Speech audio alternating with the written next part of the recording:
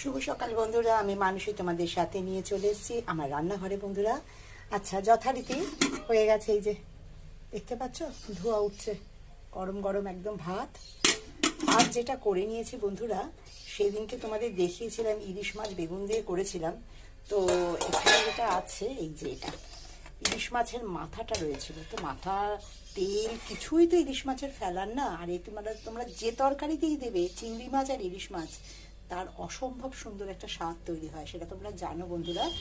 ঘরে ছিল অল্প একটু গাঠি কচু, তার সাথে একটু আলু দিয়ে নিয়েছি, দিয়ে এই যে ইলিশ মাছের মাথা তেল দিয়ে আদা বাটা দিয়েছি আর পাঁচফোড়ন দিয়েছি, এই দিয়ে আর সর্ষের তেলে সামান্য নুন একটু মিষ্টি দিয়েছি, বেশি করে কাঁচা লঙ্কা কুচি দিয়েছি, দিয়ে এই যে গা মাখা কাঠি কচুর তরকারি ইলিশ মাছের মাথা দিয়ে।